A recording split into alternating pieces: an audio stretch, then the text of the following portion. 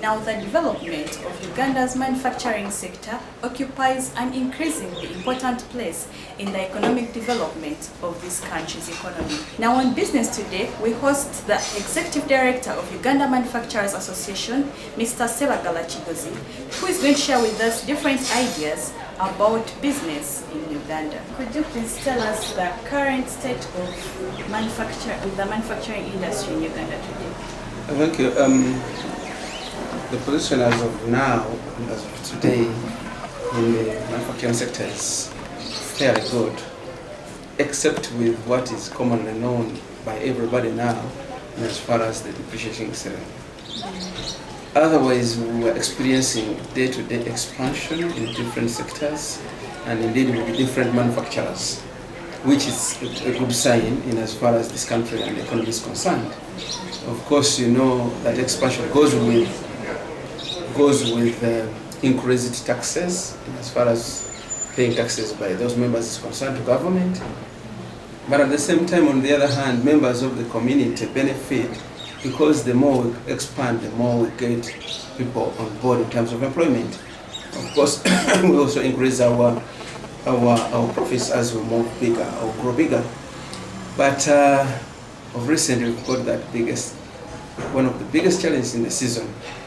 I think in the last 5 years, we've never had such a unique jump of a shilling against the dollar with those figures. It's really unique, and it's affecting us now.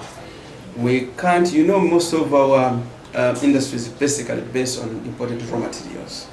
And if the shilling is staggering, it's not, it's not steadily monitored, or it's not kept to a particular figure, we get a problem. How would you know how much you are going to bring from so much? Even when you bring it from so much, how would you know by the time you go to the market, it will be fetching so much, either up or down? And how would you judge? How would you get to know that people will buy, even when you add on this shilling? So that is the biggest challenge as of now. But I'm happy, on a whole, there is steady expansion of the sector. Could you maybe share with us at what percentage it has grown? I think even the last 4 years, it's growing at almost 10 to 15%, which to me, despite it is a small percentage, but it is steadily growing. And we are talking of briefly recently there was a summit, East African Manufacturing Business Summit, where they are campaigning for manufacturers to work together for better development in East Africa as a region. So how is Uganda as a country going to benefit, or how are we prepared as manufacturers who bring the manufacturing? Actually, as a matter of fact, we're the ones who initiated the whole program. The reason, one of the key issues as to why we came up with that idea is as a result of our being disadvantaged in terms of cost. Cost as in not having access to the sea. We're a landlocked country, and on many occasions, our colleagues who've got the chance to have that sea coast take advantage, or somehow, with due respect, do some degree of suffocation as far as our interior business is concerned. We thought we would get together and brainstorm or go through, discuss issues to do with what brings us together. Don't forget the fact that we went into marriage, and as far as customs union is concerned, we added on the common market protocol being enforced now. Don't forget the recent COMESA FTA. All these have got a big effect on our business as manufacturers in Uganda. Our colleague, for example, brings a container from overseas and docks at Mombasa.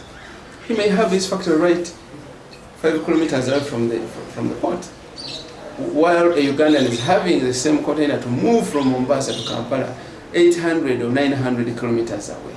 So he has got an advantage. She has got an advantage which you don't have. So we thought we should sit together,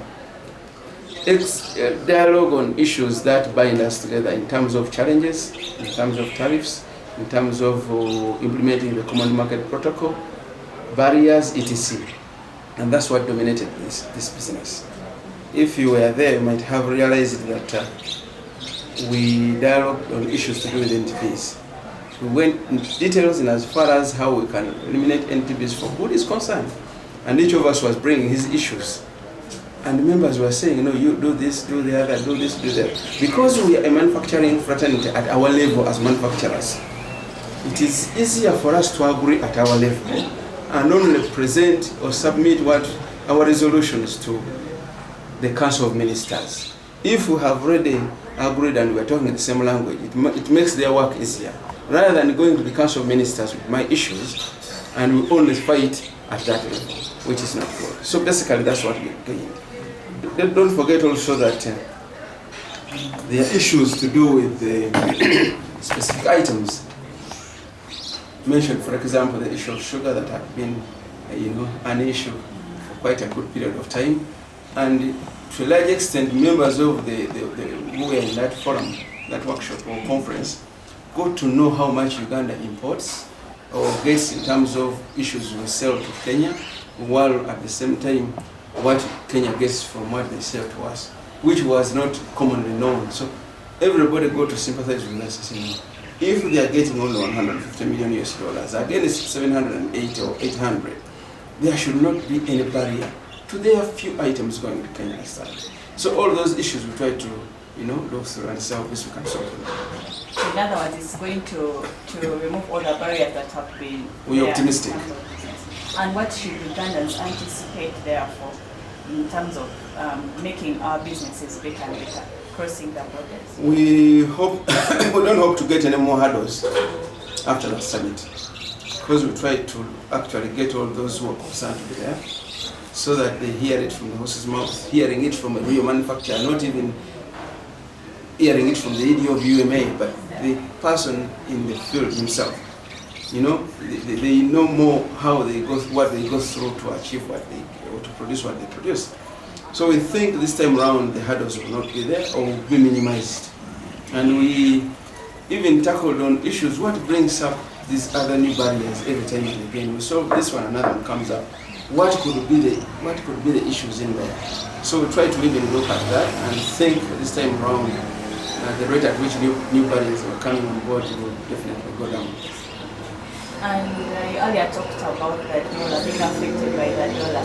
What are you doing about it as a country? The issue of the dollar is a little tricky. But as a matter of fact, we've already engaged the commercial banks here in our boardroom with our board members, with our board here, to see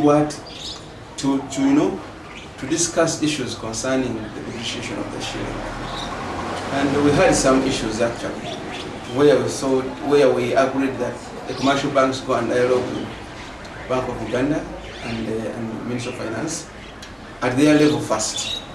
We are bound to have a meeting next week to see what they got from the bank. In the meantime, we've also engaged the government.